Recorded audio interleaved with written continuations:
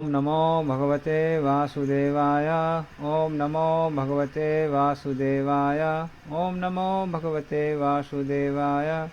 नारायणं नमस्कृत्य नरं च एव नरोत्तमं देवीं सरस्वतीं व्यासं ततो जायामुदीरयेत्। नष्टप्रायेषु अभद्रेषु नित्यं भागवत सेवया भगवती उत्तमा श्लोके भक्तिर्भवति नैष्टिकी। कृष्णाय वासुदेवाय देवकी नंदनाय च नंदगोपकुमाराय गोविंदाय नमो नमः। हरे कृष्णा।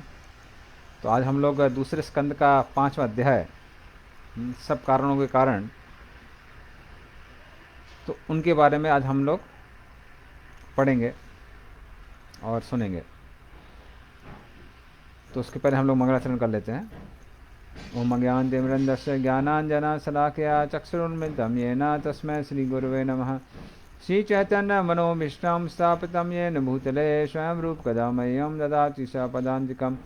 वन्देऽहं श्रीगुरुः श्रीयुतापदकमलं श्रीगुरून् वैष्णवांश्च। श्रीरूपं साग्रजातं सहगना रघुनाथामितं तं सजीवं सा अद्वैतं सा अवधूतं परिजनासहितं कृष्णचैतन्यदेवं श्रीराधा कृष्णपादान् सहगना ललिता श्रीविशाखामितं च। नमः ओं विष्णुपादाय कृष्णप्रेष्ठाय भूतले श्रीमते भक्तिवेदान्ता स्वामिनिति नामिने। नमस्ते सरस्वते देवे गौरवाणी प्रचारिणे निर्विशेषा शून्यवादी पाश्चात्यदेशतारिणे। वाञ्छाकल्पतरुभ्यश्च कृपासिन्धुभ्येव च पतितानां पावनेभ्यो वैष्णवेभ्यो नमो नमः। नमो महावदन्याय कृष्णप्रेमप्रदायते कृष्णाय कृष्णचैतन्य नाम्ने गौरतसे नमः। हे कृष्णा करुणा सिंधु दीनबंधो जगत्पते गोप्स्या गोपिका कांता राधा कांता नमस्ते। तप्त कांचन गौरांगी श्री राधे वृंदावनेश्वरी वृषभानुसुते देवी प्रणमामि हरिप्रिये। नीलाचल निवासाय नित्याय परमात्मने बलभद्र सुभद्राभ्याम जगन्नाथाय ते नमः। जय श्री कृष्ण चैतन्य प्रभु नित्यानंद श्री अद्वैत गदाधर शिवासादि गौर भक्तवृंद। हरे कृष्ण कृष्ण कृष्ण हरे हरे, हरे राम राम राम हरे हरे। हरे कृष्ण। तो हम देखते हैं कैसे परीक्षित महाराज सुखदेव गोस्वामी को प्रश्न पूछते हैं कि भगवान इस संसार की सृष्टि कैसे करते हैं, और उसी का उत्तर देने के लिए अभी नारद मुनि और ब्रह्मा जी के बीच में जो संवाद हुआ है उसके बारे में सुखदेव गोस्वामी परीक्षित महाराज को बताते हैं। तो पहले हम नारद मुनि के प्रश्नों के बारे में सुनेंगे। तो नारद मुनि ब्रह्मा जी को प्रश्न पूछते हैं, कृपया करके मुझे उस दिव्य ज्ञान के बारे में बताइए जो व्यक्ति को आत्मा और परमात्मा के साक्षात्कार के बारे में बताती है। तो वो जो दिव्य ज्ञान है वो कृपया करके हमको बताइए। और फिर वो 6 प्रश्न पूछते हैं ब्रह्मा जी से। तो प्रश्न इस तरह के हैं। पहला है यद रूपम, इस संसार के जो कि हमको दिखाई देता है उसके क्या क्या लक्षण हैं, पहला ये है। दूसरा प्रश्न है यद अधिष्ठानम, ये संसार जो हमको दिखाई देता है इसका आश्रय कौन है, ये कहां पर आश्रित है, किसने इसको आश्रय दिया है। जैसे कि एक घड़ा भूमि पर आश्रित होता है, बच्चे माता पिता पर आश्रित होते हैं, बुढ़ापे में माता पिता बच्चे पर आश्रित होते हैं। तो इस संसार का आश्रय क्या है, ये दूसरा प्रश्न है उनका। तीसरा प्रश्न है यथा सृष्टम, इस संसार की सृष्टि कैसे हुई है, ये तीसरा प्रश्न है। चौथा प्रश्न है यत संस्थम, अर्थात निर्माण तो हो गया है किंतु ये संसार कैसे बचा हुआ है, क्या तरीका है जिसके कारण ये संसार अभी तक बचा हुआ है। क्योंकि हम देखते हैं कि अगर कोई भवन का निर्माण कर भी देता है लेकिन यदि उसका ध्यान नहीं रखता है तो धीरे धीरे करके पहले उसका पेंट चला जाता है, फिर आसपास का सीमेंट गिरने लगता है, और धीरे धीरे करके अगर कई साल बीत गए हैं तो कभी कभी छत भी गिर जाती है। तो इस तरह से संसार को मेंटेन किसने करके रखा हुआ है, कंजर्व किसने करके रखा हुआ है, या फिर कैसे हुआ है ये कंजर्व। फिर पांचवा प्रश्न उनका है यत परम, ये संसार किस पर निर्भर होता है, इसी पे तो निर्भर होता होगा, किस पर निर्भर होता है। और छठवां जो प्रश्न है यच्चा, किन किन चीजों का ये संसार बना हुआ है। तो इस तरह से नारद मुनि अलग अलग प्रश्न पूछते हैं। उसमें से जो पहले तीन प्रश्न हैं उनका उत्तर ब्रह्मा जी इसी अध्याय में दे देते हैं, 5वें अध्याय में। और जो आखिरी तीन प्रश्न हैं उनका उत्तर वो देते हैं 6वें अध्याय में। तो कम से कम जो तीन प्रश्न हैं उनका उत्तर आज हम लोग सुनेंगे। हाँ, तो इस तरह से वो प्रश्न पूछते हैं और फिर ब्रह्मा जी पर अपना विश्वास दिखाते हैं। क्योंकि जिस व्यक्ति से आप सुन रहे हैं, अगर आपको उस पर विश्वास नहीं है, उसकी बात पर विश्वास नहीं है, तो फिर हम उसे ज्ञान प्राप्त नहीं कर सकते। इसलिए आप देखेंगे वैदिक काल में एक अध्यापक की प्रति सम्मान होना, विश्वास होना, ये अत्यंत आवश्यक था। इसलिए जो ब्राह्मणों के गुण से संपन्न लोग थे वही अध्यापक बनते थे। ब्राह्मणों का गुण क्या है, वो झूठ नहीं बोलते हैं, सत्य बोलते हैं। तो व्यक्ति को पता था कि ये व्यक्ति जो मेरे सामने खड़ा हुआ है ये मुझसे क्या बोलेगा, सत्य बोलेगा। और सत्य क्यों बोलेगा, क्योंकि ब्राह्मण प्रायः निर्धन रहा करते थे। क्यों निर्धन रहते थे,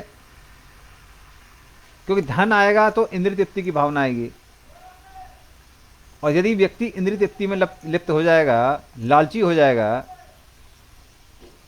तो फिर वो व्यक्ति सत्य नहीं बोल सकता है, उसके अंदर कपट आ जाता है।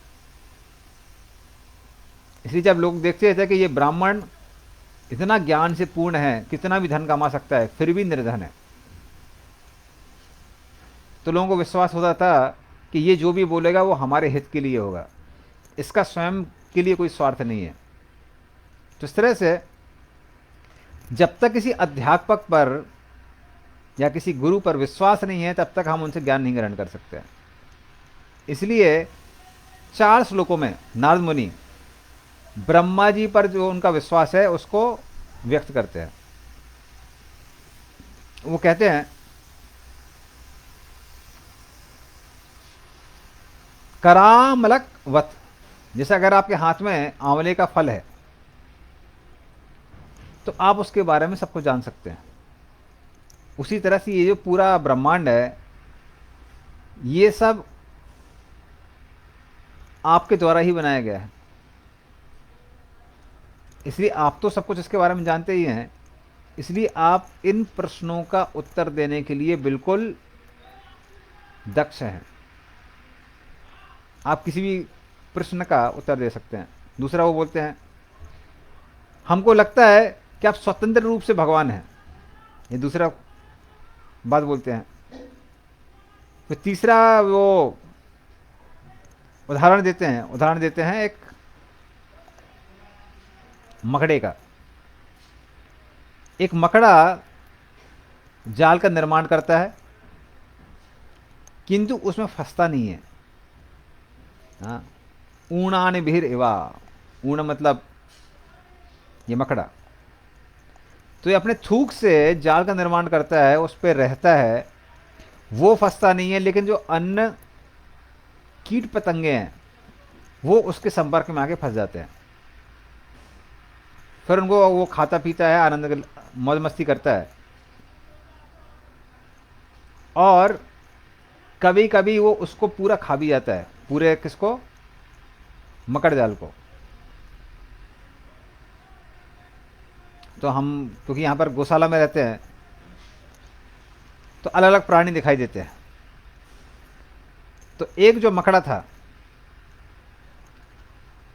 वो खिड़की बंद होने के बाद क्योंकि सर्दी हो रही है तो रात को खिड़की बंद करते हैं। खिड़की बंद होने के बाद अपना जाला बनाता था, रात भर उसको विश्राम करता था, खाता पीता था, और जैसे ही खिड़की खुलने वाली होती थी तुरंत उसको जाले को खा जाता था। तो एक बार अनएक्सपेक्टेडली जल्दी खोल दिया, तब मकड़ी को याद आया कि अरे भाई खिड़की खुल गई है, तो फटाफट खा पी के वो वहाँ से भागा। तो इतना एक्सपर्ट होता है मकड़ा। उसी तरह वो कहते हैं कि आपने संसार का निर्माण किया है, ब्रह्मांड का निर्माण किया है, आप इसका लालन पालन देख रहे हैं,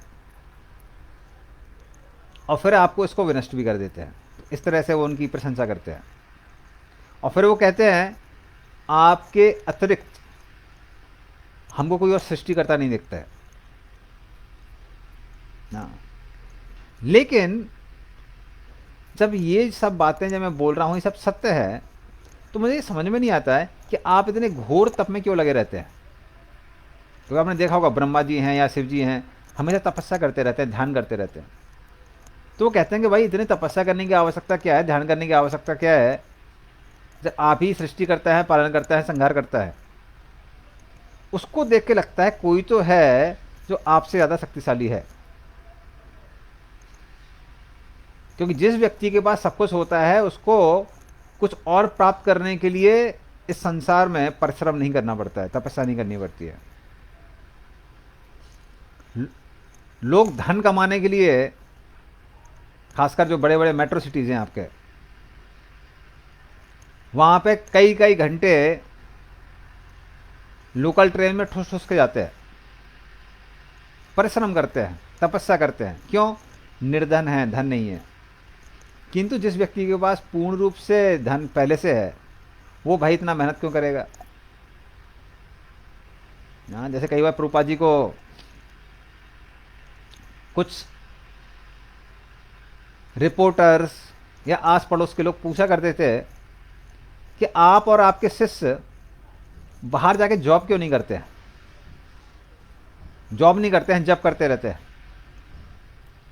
तो आप बढ़िया से खाते हैं, पीते हैं, नाचते गाते हैं, भगवान का भजन करते हैं, बाहर जॉब करने के लिए क्यों नहीं जाते हैं? तो प्रभुपाद जी बोले, rich man son don't work. जो बहुत अमीर बाप के बेटे होते हैं वो काम नहीं करते। क्यों? धन पहले से है। तो यदि आप परमेश्वर हैं तो तपस्या क्यों कर रहे हैं? ये नारद मुनि का प्रश्न है। तो इसका मतलब है कोई तो है जो आपसे ज़्यादा शक्तिशाली है। और फिर ब्रह्मा जी नारद मुनि के जो ये मन में द्वंद्व चल रहा था उसको दूर करते हैं।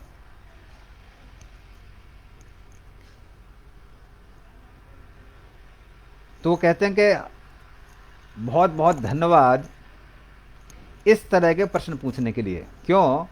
क्योंकि इन प्रश्नों का उत्तर देने के लिए मुझे भगवान पे ध्यान करना पड़ेगा, और क्योंकि ये प्रश्न भगवान के बारे में है, तो इनका उत्तर देने से मेरा ध्यान कहाँ जाएगा? भगवान की ओर आकर्षित होगा। इसलिए वो कहते हैं कि ये जो आपके प्रश्न हैं बहुत अच्छे हैं, इन प्रश्नों को पूछने के लिए बहुत बहुत धन्यवाद। तो इस तरह से वो धन्यवाद देते हैं। तो वो कहते हैं कि आप सही बोल रहे हैं, जब तक किसी व्यक्ति को परमेश्वर भगवान उनकी सारी शक्तियों के बारे में ज्ञात नहीं है, तो उनके मन में ऐसे ऐसे संशय आते ही रहते हैं कि कौन शक्तिशाली है, कौन शक्तिशाली नहीं है। तो कई बार लोगों को पता नहीं होता है कि भगवान होने का मतलब क्या है। इसलिए किसी भी ऊट पटांग व्यक्ति को चढ़ा के उसको भगवान बना देते हैं। हाँ, किसी ने हाथ में से राख प्रकट कर दिया, भाई उसको भगवान बना दिया। किसी ने सोने की जंजीर प्रकट कर दी, उसको भगवान बना दिया। किसी ने कुछ जादू दिखा दिया, भाई उसको भगवान बना दिया। तो लोग इस संसार में किसी को भी भगवान बना देते हैं। लेकिन भगवान होने का मतलब पता होना चाहिए। जिस व्यक्ति को पता है कि भगवान होने का मतलब क्या है, वो कभी भ्रम में नहीं पड़ता है। भगवान सिर्फ सोने की जंजीर नहीं बनाते हैं, पूरे संसार में उन्होंने सोने की खाने बनाई हुई हैं। या फिर थोड़ा जल प्रकट नहीं करते हैं हाथ से, उन्होंने समुद्र बनाए हुए हैं। तो इस तरह से भगवान मतलब अत्यंत शक्तिशाली। हाँ, तो वो कहते हैं कि मैं सृष्टिकर्ता हूँ, पालन करता और विध्वंस करता तो वैसे भी नहीं हूँ। और सृष्टि भी मैं किस चीज़ की करता हूँ? उस चीज़ की सृष्टि करता हूँ जो पहले से रची गई है। तो मैं प्रथम सृष्टिकर्ता नहीं हूँ। तो आपका जो संशय है सही है कि मैं तपस्या कर रहा हूँ, किसी कर रहा हूँ, मैं उस परमेश्वर भगवान विष्णु की तपस्या कर रहा हूँ जो मुख्य सृष्टि करता है। जैसे एक व्यक्ति अनाज उगाता है, अनाज लेके आता है, उससे आटा पिसवाता है, आटा लेके आता है, आटा को गूंथता है अच्छे से, उसके बाद उसको बेलता है और बेल के कढ़ाई में डाल देता है। और वो एक सेवक को नियुक्त करता है किसके लिए? कि आप कढ़ाई में से जो पूड़ी निकल रही है उस पूड़ू के जाके बाहर वितरण कर दो किचन में जाके। तो कई बार जो व्यक्ति डलिया में पूड़ी लेके आता है और बाहर जाके लोगों को वितरण करता है, लोग सोचते हैं अरे आपने ही सारी पूड़ियाँ बनाई हैं। अरे भाई, पूड़ी उसने नहीं बनाई है, वो सिर्फ वितरण कर रहा है। उसी तरह से मुख्य जो सृष्टि है वो भगवान कर ही देते हैं, बाकी जो छोटा मोटा बचा हुआ काम है वो ब्रह्मा जी करते हैं। तो इसलिए ब्रह्मा जी कहते हैं कि जो सृष्टि पहले से है मैं उसका पुनर्निर्माण करता हूं, क्योंकि जो मुख्य कार्य है वो भगवान ही कर देते हैं। तो मैं उन परम पुरुषोत्तम भगवान को प्रणाम करता हूं जिनकी माया से मोहित होकर लोग मुझे भगवान समझते हैं। ये कौन कह रहा है? ब्रह्मा जी कह रहे हैं। हाँ, तो इस तरह से जो लोग ममाहम, जो सोचते हैं कि मैं शरीर हूं और इस शरीर से संबंधित लोग और वस्तुएं सब मेरी हैं, वो लोग क्या करते हैं? वो इस तरह की बात बोलते हैं कि कौन भगवान है? ब्रह्मा जी भगवान है, या अन्य देवी देवता भगवान है। लेकिन जो व्यक्ति शारीरिक चेतना से ऊपर है उसको पता है कौन भगवान है। भगवान विष्णु या भगवान कृष्ण या भगवान राम, यही भगवान है। उनको ये पूर्ण रूप से पता है। तो इस तरह से ब्रह्मा जी एकदम क्लियर कर देते हैं, साफ कर देते हैं कि मैं भगवान नहीं हूं, भगवान विष्णु भगवान है। और उसके बाद वो नारद मुनि के जो पहले 3 प्रश्न हैं उनका उत्तर देना चालू करते हैं। तो जैसे हमने बताया, उनका पहला प्रश्न क्या था कि इस संसार के लक्षण क्या है। हाँ, तो पहले प्रश्न का उत्तर देते हैं 14 नंबर श्लोक में। वो कहते हैं इस संसार की जो 5 वस्तुएं हैं वो भगवान वासुदेव की क्या है? उनकी ही शक्तियां हैं। ये 5 वस्तुएं कौन कौन सी हैं जिनका विश्लेषण भगवद गीता में आता है? 5 वस्तुओं का। तो ये 5 वस्तुएं कौन कौन सी हैं? जीव। जीव किसकी शक्ति है? जीव भगवान की ही शक्ति है। तो हम सब लोग कृष्ण के ही अंश हैं, लेकिन क्वांटिटी में अंतर है। तो अगर भगवान विष्णु को समुद्र माना जाए तो हम कौन हैं? हम समुद्र की बूंद जैसे हैं। तो जैसे समुद्र में बहुत सारा नमक होता है, समुद्र की आप एक बूंद लीजिए उसमें थोड़ा सा नमक रहेगा। तो इस तरह से जीव कौन है? भगवान की शक्ति है। फिर इस जीव का क्या होता है? स्वभाव। तो हम हर किसी का एक एक स्वभाव है जो मन, बुद्धि और अहंकार के अंदर होता है। कोई स्वभाव से ही क्रूर होता है, कोई दयालु होता है, कोई निर्भीक होता है, कोई भय करता है। तो ये हर किसी का क्या है? स्वभाव है। तो इस तरह से वो स्वभाव भी किसकी शक्ति है? वो भगवान विष्णु की ही शक्ति है।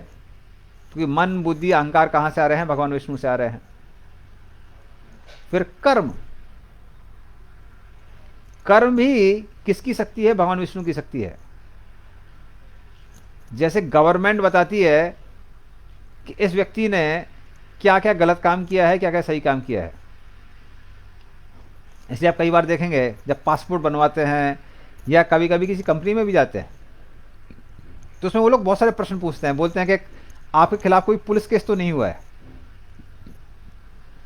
क्योंकि अगर केस हुआ है तो वो पुलिस के रजिस्टर में रजिस्टर्ड होगा। तो उसी तरह से जो भी हम अच्छे कर्म करते हैं, बुरे कर्म करते हैं, वो कौन रखता है उसका खाता? चित्रगुप्त जी रखते हैं, यमराज जी का असिस्टेंट। लेकिन यमराज को, चित्रगुप्त को नियुक्त किसने किया है? भगवान विष्णु ने नियुक्त किया है। तो उस तरह से वो भी किसकी शक्ति है? वो भी जो कर्म है वो भगवान वासुदेव की ही शक्ति है। तो जीव हो गया, स्वभाव हो गया, कर्म हो गया। फिर है द्रव्य। द्रव्य मतलब संसार के स्थूल पदार्थ, ग्रॉस। तो इस संसार में जो भी स्थूल पदार्थ हैं वो पृथ्वी, जल, अग्नि, वायु और आकाश के बने हुए हैं। इन पंच तत्वों से बने हुए चीजें, ये भी किसकी शक्ति है? ये वासुदेव की ही शक्ति है। तो शब्द भी बोल रहे हैं वासुदेव, ऐसा नहीं है कि कुछ कंफ्यूजन है, ब्रह्मा जी एकदम क्लियरली बोल रहे हैं। और जो पांचवी उनकी शक्ति है उसको बोलते हैं काल। काल मतलब समय। समय हर किसी को संसार में बांधता है, इतना ज्यादा बांधता है और फिर भी लोगों को पता नहीं चलता है। हम इतनी मेहनत क्यों करनी पड़ती है? क्योंकि चीजें टाइम बाउंड है। तो इस संसार में हम स्थान से और काल से कैसे हैं? बंधे हुए हैं। तो हमको पता है एक दिन में कंपनी हमको कितना काम दे रही है, या बैंक कितना काम दे रहा है, या कॉलेज कितना काम दे रहा है। उतना काम हमको दिन के अंत तक करना है। हम काल से बंधे हुए हैं। फिर उम्र बढ़ जाती है, दवाइयां बढ़ जाती हैं। व्यक्ति काल से कैसा है?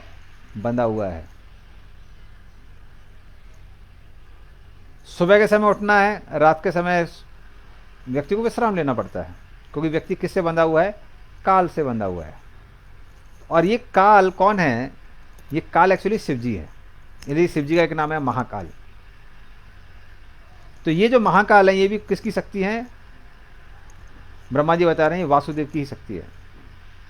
वैसे वो वासुदेव स्वयं ही हैं, क्योंकि उनका वासुदेव से ही विस्तार हुआ है।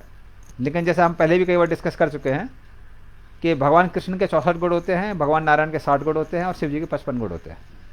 और हम जैसे साधारण जीवों के 50 गुण होते हैं मैक्सिमम। क्योंकि जीव जितने ज़्यादा बंधे रहेंगे, ढके रहेंगे काम क्रोध से, उतने कम गुण दिखाई देते हैं। तो मैक्सिमम 50 गुण दिखाई देते हैं जीव के। तो इस तरह से जो पांचों चीजें हैं ये किसकी शक्ति है? वासुदेव की शक्ति है, जिससे इस ब्रह्मांड का निर्माण हुआ है।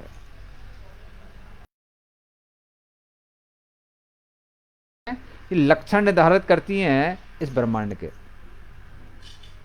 तो ये पहला उत्तर देते हैं। फिर दूसरे प्रश्न का उत्तर था कि इस संसार का आश्रय कौन है। हाँ,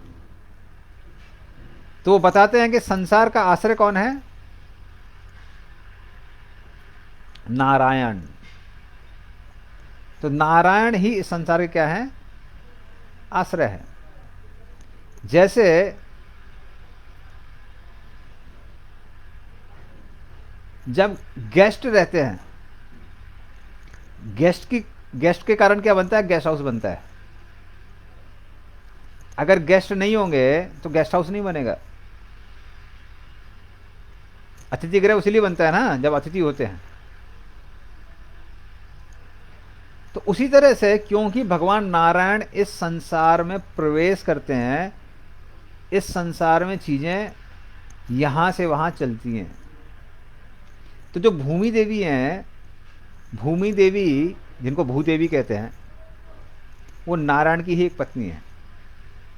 तो आप देखेंगे, आप तिरुपति में जाएंगे, बालाजी की 2 पत्नियां हैं, भूदेवी, श्रीदेवी। तो कहीं भी भगवान नारायण के मंदिर में आप जाइए 2 पत्नियां दिखाई देती हैं, भूदेवी, श्रीदेवी। तो जो भूदेवी हैं, भूमि देवी हैं, वो किसके लिए कार्य करती हैं? वो पतिव्रता नारी होने कारण भगवान नारायण के लिए ही कार्य करती हैं, अन्य लोगों के लिए कार्य नहीं करती हैं। तो इसलिए जब भगवान नारायण संसार में प्रवेश करते हैं तब वो क्या करते हैं, तब भूदेवी इस ब्रह्मांड का निर्माण करती हैं, या उनके संपर्क के कारण उनका निर्माण होता है। इसका मतलब यदि नारायण नहीं होते तो इस संसार का निर्माण नहीं होता। तो इसलिए वो कहते हैं कि इस संसार में अगर कोई गति है तो वो कौन है, नारायण है। कोई ज्ञान है, ज्ञान का लक्ष्य कौन है, नारायण है। कोई तप है, उसका लक्ष्य कौन है, नारायण है। कोई व्यक्ति योग कर रहा है, उसका लक्ष्य कौन है, नारायण है। कोई मखा मखा अर्थात यज्ञ कर रहा है, यज्ञ के पति कौन है, नारायण है। इसलिए यज्ञ कुंड को भगवान नारायण का मुंह और अग्नि को भगवान नारायण की जीभ कहा जाता है। तो यज्ञ पति कौन है, नारायण है। इस संपूर्ण लोक के का आश्रय कौन है, नारायण है। सारे देवताओं का आश्रय कौन है, नारायण है। बल्कि देवता में और दानव में यही अंतर है।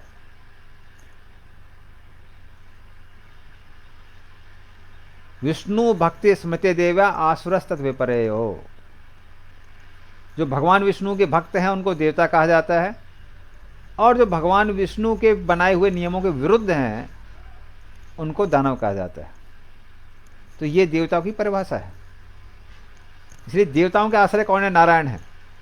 जब जब अलग अलग असुर देवताओं पर आक्रमण करते हैं, उनको परेशान करते हैं, उनको समझ में आता है देवताओं को कि ये चीज़ें हमारे बस में नहीं है, वो किसके पास जाते हैं, क्षीर सागर में भगवान विष्णु के पास जाते हैं।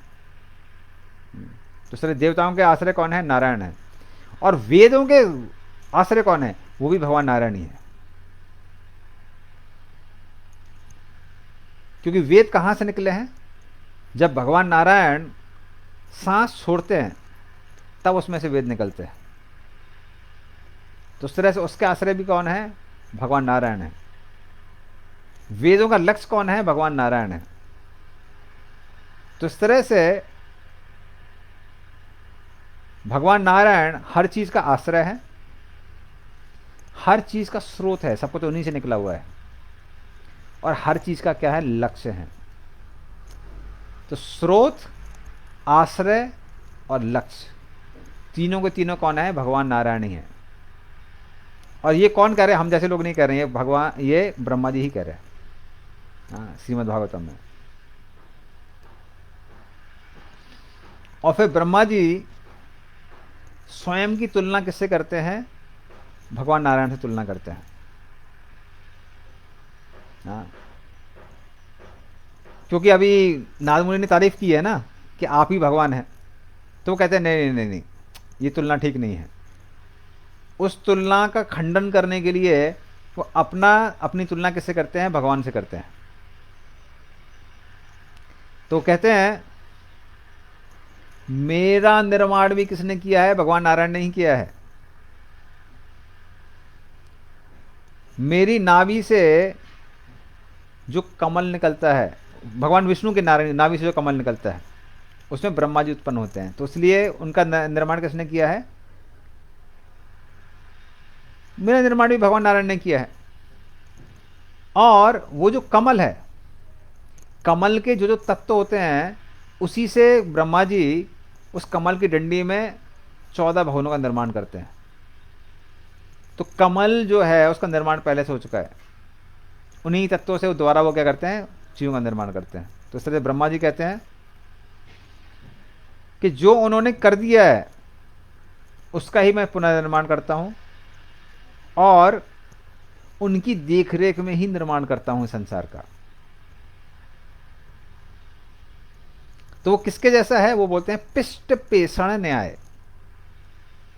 पिष्ट पेषण न्याय क्या है, कभी कभी गांव में क्या होता है, तो आजकल तो उतने नहीं दिखते हैं, पहले गांव में सांप रहा करते थे,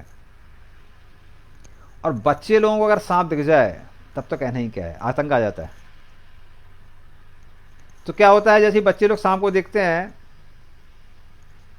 और वहां से भाग जाते हैं, पलायन कर जाते हैं, और दूर से देखते रहते हैं क्या हो रहा है सांप के साथ। लेकिन अगर वहां कोई बुजुर्ग व्यक्ति है, शक्तिशाली व्यक्ति है, उसको पता है सांप को कैसे मारना है, तो वो देखते हैं अगर सांप विषक्त है तो घातक भी हो सकता है, इसलिए वो लोग क्या करते हैं, बुजुर्ग व्यक्ति उस सांप को मार देते हैं। और जब ये बच्चे देखते हैं कि अभी सांप मर गया, अभी कुछ कर नहीं सकता है, तो वो भी अपना थोड़ा थोड़ा डंडा लेके उसको सांप को पीटना चालू करते हैं, मरे हुए सांप को। अरे सांप को तो पहले ही किसी ने मार दिया है, डंडा मारने से कुछ फायदा होने वाला नहीं है, लेकिन दिखाना चाहते हैं कि ना हम भी देखो बहादुर हैं, हाँ हम भी सांप को मार सकते हैं। तो उसी तरह से संसार की सृष्टि भगवान विष्णु ही करते हैं, लेकिन मैं जो सृष्टि कर रहा हूँ वो किसके जैसा है, वो मरे हुए सांप को मारने जैसा है। या पिष्ट पेषण, पिष्ट पेषण का मतलब क्या है, आटे को दोबारा चक्की में डालना। तो गेहूं को डालेंगे चक्की में तो आटा निकलता है, लेकिन कोई आटे को दोबारा चक्की में डाल रहा है तो क्या फ़ायदा हो, कुछ फ़ायदा नहीं होने वाला है। तो कहते हैं इसलिए भगवान निर्माण कर देते हैं, पर लगता है कि मैं निर्माण कर रहा हूँ ना। तो ये ब्रह्मा जी उदाहरण देते हैं। और फिर वो कहते हैं कि जो भगवान दिव्य हैं वो सृष्टि, पालन और संहार के लिए तीन गुणों को अंगीकार करते हैं। कौन कौन से गुण, सत्वगुण, रजोगुण, तमोगुण, इनको वो अंगीकार करते हैं। और इन तीनों गुणों से सारे जीव बंधे हुए हैं। तो हम सब लोग जो संसार में रह रहे हैं सबके सब तीनों गुणों से बंधे हुए हैं। इसका मैं एक छोटा सा उदाहरण देता हूँ। वैसे जो हमारी भगवत गीता क्लास है उसमें हम लोग एक महीने बाद इसको और भी बहुत डिटेल में पढ़ेंगे। तो अभी तो 13 चैप्टर चालू होगा हमारा इवनिंग क्लास में, जब 14 चालू होगा तो उसको हम बहुत डिटेल में पढ़ेंगे। लेकिन उसका हम एक उदाहरण देते हैं कि कैसे हर कोई इस तीन गुणों से बंधा हुआ है। तो जब हम लोगों को बहुत शक्ति और ऊर्जा दिखाई देती है अपने शरीर में और हम कुछ करना चाहते हैं, तब हम किससे बंधे हुए हैं, रजोगुण से बंधे हुए हैं। तो रजोगुण व्यक्ति जो होता है वो इच्छाओं को पूरा करने के लिए बहुत परिश्रम करता है। तो उस समय हमको क्या समझ में आना चाहिए कि हम किससे बंधे हैं, रजोगुण से बंधे हैं। और कार्य कर करके अभी थक गए हैं, आलस आ रहा है, कुछ करने का मन नहीं कर रहा है, तो विश्राम करने का मन करता है। उस समय हम किससे बन जाते हैं, तमोगुण से बन जाते हैं। और जब हम अपनी बुद्धि का प्रयोग करते हैं और बुद्धि के साथ में, बुद्धिमत्ता के साथ में चीजों को ठीक से मैनेज करते हैं, तब हम किससे बंधे हुए हैं, उस समय हम सत्वगुण से बंधे हुए हैं। तो हम देखते हैं कि इस तरह से कभी हम लोग सत्वगुण से बन जाते हैं, कभी रजोगुण से बन जाते हैं, कभी तमोगुण से बन जाते हैं। वो बात अलग है, कुछ लोग सत्वगुण से ज़्यादा बंधे होते हैं, कुछ रजोगुण से ज़्यादा बंधे होते हैं, कुछ तमोगुण से ज़्यादा बंधे होते हैं। और जो जनरली बुद्धिमान लोग होते हैं उनके अंदर सत्वगुण ज़्यादा होता है। इसलिए यदि सत्वगुण को बढ़ाएंगे तो हम बुद्धि का प्रयोग ज़्यादा अच्छे से कर सकते हैं। लेकिन हर कोई संसार में, हर जीव तीन गुणों से बंधा हुआ है। और तीन गुणों से बंधे होने के कारण कोई भी भगवान को ठीक से नहीं जान सकता है, क्योंकि भगवान तीनों गुणों के परे हैं। और इस संसार में भी जो ज्ञान आता है वो कहाँ से आता है, वो सत्वगुण से ही आता है। तो उस ज्ञान से हम भगवान को कैसे जान सकते हैं। तो इस तरह से ब्रह्मा जी को कहते हैं कि मैं भी वो एक जीव हूं जो कि तीन गुणों से बंधा हुआ है, और भगवान तीनों गुणों के नियंत्रण करता है। तो आप मेरी तुलना भगवान से कैसे कर सकते हैं। इस तरह से ब्रह्मा जी नारद मुनि को कहते हैं कि मैं संसार का क्या नहीं हूं, सृष्टिकर्ता नहीं हूं। और फिर वो क्या करते हैं, फिर वो जो तीसरा प्रश्न हमने डिस्कस किया था, यथा सृष्टम, इस संसार की सृष्टि कैसे होती है, उसके डिटेल में जाते हैं ब्रह्मा जी।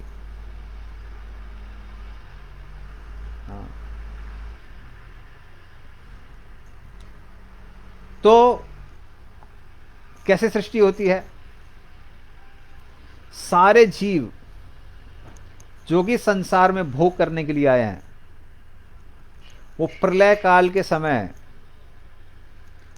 भगवान महाविष्णु के शरीर पर विश्राम करते रहते हैं, सोते रहते हैं। और जब सृष्टि करने का समय आता है, महाविष्णु फिर उनको जगाते हैं कि देखो भाई, सृष्टि का समय आ गया है, आप लोग एक्टिव हो जाइए। हाँ, तो वो क्या करते हैं महाविष्णु? उनके शरीर में जो जीव विश्राम कर रहे थे, उनके ऊपर क्या थी? प्रकृति थी। उस प्रकृति को प्रधान कहा जाता है, जहां पे तीनों गुण बैलेंस में होते हैं। बैलेंस में होने की वजह से कुछ दिखता नहीं है, लेकिन प्रकृति रहती है, नित्य रहती है। तो बैलेंस का मतलब क्या है? जब रजोगुण बढ़ता है, जैसे हमने बताया 3 गुण होते हैं, सत्वगुण, रजोगुण, तमोगुण। रजोगुण बढ़ने से सृष्टि होती है, सत्वगुण बढ़ने से पालन होता है, और तमोगुण बढ़ने से इस संसार का विध्वंस होता है। तो रजोगुण जब बढ़ता है, सत्वगुण और तमोगुण कम हो जाते हैं। सत्वगुण बढ़ता है तो रजोगुण तमोगुण कम हो जाते हैं, और रजोगुण तमोगुण बढ़ता है तो सत्वगुण और रजोगुण कम हो जाते हैं। लेकिन जब तीनों के तीनों बैलेंस होते हैं, मतलब ना सत्वगुण है, ना रजोगुण है, ना तमोगुण है, तीनों के तीनों नहीं है, तब ना ही सृष्टि होती है। जब सृष्टि नहीं है तो पालन करने की बात कहाँ से आती है? जब सृष्टि नहीं है तो विध्वंस की बात कहाँ से आती है? तो कुछ भी नहीं होता है संसार में। तो उस समय जो भौतिक पदार्थ होते हैं वो दिखते नहीं हैं, सुनाई नहीं देते हैं, उनके बारे में हम सोच नहीं समझ सकते हैं, समझ नहीं सकते हैं। उस स्थिति को कहा जाता है प्रधान। उस प्रधान पर महाविष्णु क्या करते हैं? दृष्टिपात करते हैं। और उनकी दृष्टि 3 चीजों की बनी होती है: काल, कर्म, स्वभाव। जीव अपने अपने कर्म और अपने अपने स्वभाव के अनुसार उस प्रधान में प्रवेश करते हैं। और किसके द्वारा प्रवेश करते हैं?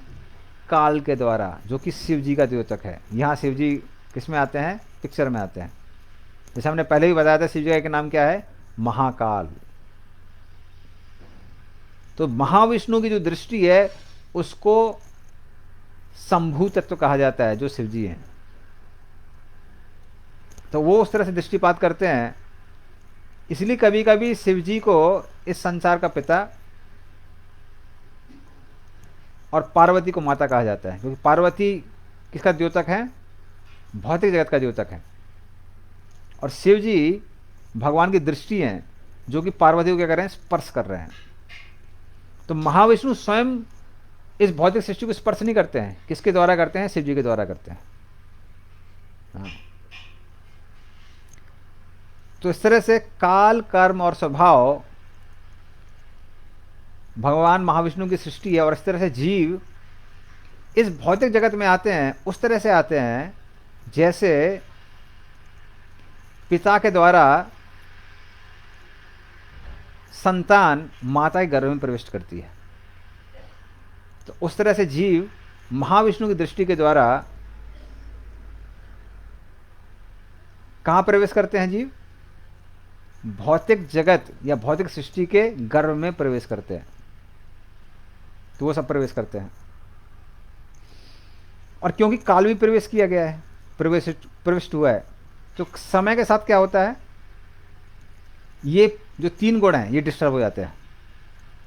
तो कुछ पोर्शन होता है इस भौतिक पदार्थों का, जहां पे रजोगुण बढ़ जाता है, कहीं पे सत्वगुण बढ़ जाता है, कहीं तमोगुण बढ़ जाता है। जिसमें सत्वगुण बढ़ जाता है उसको महातत्व कहते हैं, जिसमें रजोगुण बढ़ जाता है उसको सूत्र तत्व कहते हैं, जिसमें तमोगुण बढ़ जाता है उसको अहंकार कहा जाता है। अभी अहंकार में भी जिसमें तमोगुण ज़्यादा है, उसमें भी कुछ पोर्शन होगा जहाँ सत्वगुण ज़्यादा है, कहीं रजोगुण ज़्यादा है, कहीं तमोगुण ज़्यादा है। जैसे कि गाय को सत्वगुण में कहा जाता है, किंतु गाय में भी आप देखेंगे हमारे गौशाला में आइए, अलग अलग गाय का अलग अलग नेचर है। कुछ गाय हैं जितना भी आप कितना भी उनको प्रेम कर सकते हैं, कुछ गाय हैं थोड़ा सा क्रोधित रहती हैं। तो हमारे यहाँ पर जब गोपाष्टमी हो रही थी इस साल, तो भक्त लोग क्या कर रहे थे, अलग अलग गायों को आभूषणों से अलंकृत कर रहे थे। तो एक माता जी आई, बुजुर्ग, वो कहने लगे नहीं नहीं हम भी अलंकृत करेंगे, हम भी अलंकृत करेंगे। भक्त लोग बोलने लगे मत करिए माता जी, हमको सबका स्वभाव पता है, आपको सबका स्वभाव पता नहीं है। वो कहे नहीं नहीं हम जाएंगे। और जैसे ही वो आभूषण लेके आगे गई, तो हमारी एक गाय है, वो सीधे जाकर उन्होंने सींग मार दिया। और फिर माता जी बोले अरे गाय सींग मारे है। अरे भक्त लोग बोले हम पहले ही बोले थे आप मत अलंकृत करिए, आपको स्वभाव पता नहीं है सबका। सामली है, सामने देखते ही सींग मारती है। और बाकी जो हमारी कुछ गाय हैं चित्रलेखा, उनको आप ज़्यादा प्रेम करेंगे तो वो आपके गोद में सो भी जाएंगी, तो उनका अलग नेचर है। तो उनमें भी गाय कुछ हैं जो रजोगुण ज़्यादा है, उग्र स्वभाव की हैं, किसी में सत्वगुण ज़्यादा है। तो गाय में भी श्रेणियाँ हैं।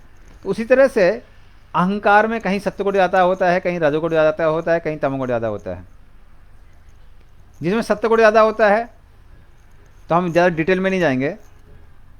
हाँ, तो जिसमें सत्वगुण प्रधान होता है उसमें कर्ता भाव उससे प्रकट होता है कि मैं करने वाला हूँ। ज्ञान शक्ति प्रकट होती है, कुछ जानने की शक्ति। उससे देवता प्रकट होते हैं जिनको आदिदेव कहते हैं। तो मन और 10 देवता वहाँ से निकलते हैं। जिस अहंकार के जिस क्षेत्र में रजोगुण प्रधान होता है उनसे कारण निकलता है, मतलब हर चीज़ का कारण। क्रिया शक्ति, कुछ करने की शक्ति निकलती है। आध्यात्म मतलब स्वयं का मन और बुद्धि इत्यादि, ये सब निकलते हैं। तो फिर उससे प्राण, 10 इंद्रियां और बुद्धि उससे निकलती हैं। जिसमें तमोगुण प्रधान होता है उससे कार्म निकलता है, जिसको कभी कभी द्रव्य शक्ति भी कहते हैं, मतलब भौतिक पदार्थ। इसको अधिभूत भी कहते हैं। और उससे 5 तत्व, पृथ्वी जल वायु आकाश अग्नि इत्यादि, और गंध शब्द स्पर्श, जो 5 तन मात्रा होती है वो निकलती हैं। तो जो श्रवण करने की चीज़ होती है, हाँ, तो सबसे पहले निकलती है उससे, थोड़ा डिटेल में बता देते हैं। तो पहले उससे क्या निकलता है, तमोगुणी अहंकार से ध्वनि निकलती है, शब्द। उस शब्द से क्या निकलता है, आकाश निकलता है। उस आकाश से स्पर्श निकलता है, स्पर्श से वायु निकलती है, वायु से रूप निकलता है, रूप से अग्नि निकलती है, अग्नि से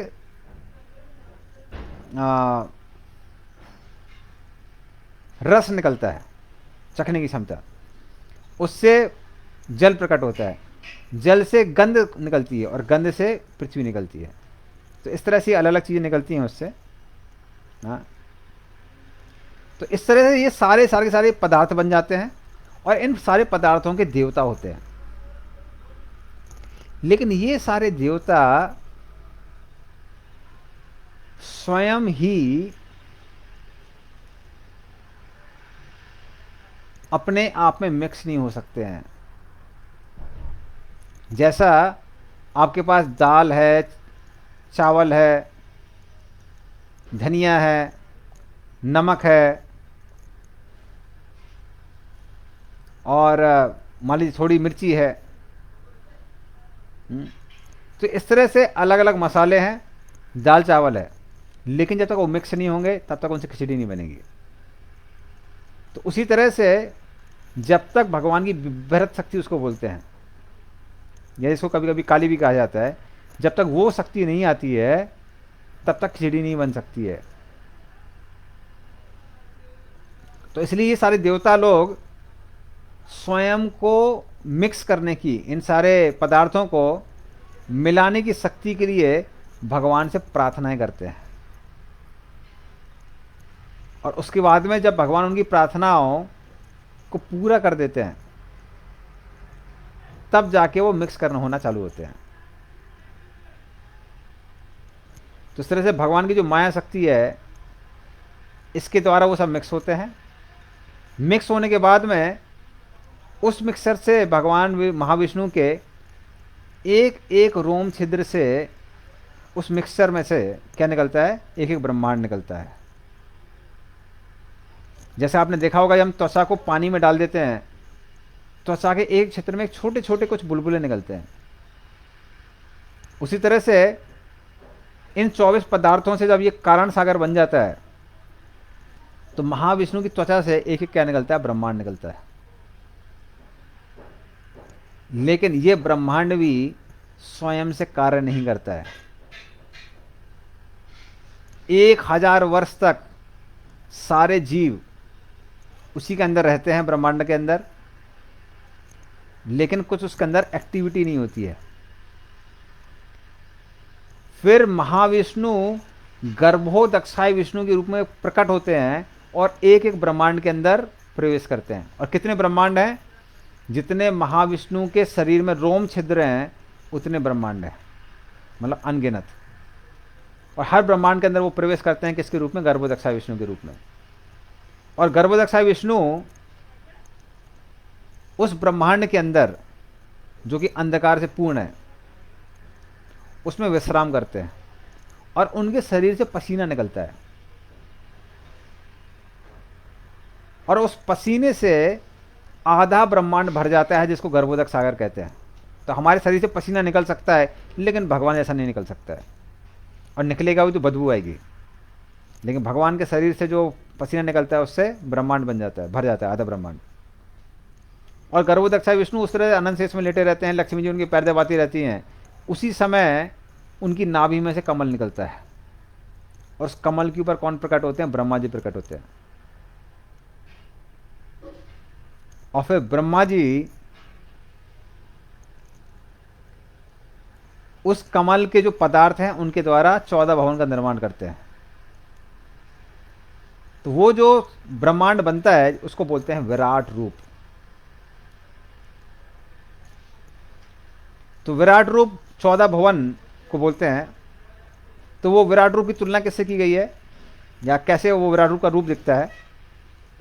कहते हैं ब्राह्मण उनका सर है, क्षत्रिय उनके हाथ हैं, जो वैश्य लोग हैं वो उनकी जांघें हैं, और शूद्र उनके पैर हैं। या फिर स्वर्ग लोग उनका सीना है और सर है, भूवर लोग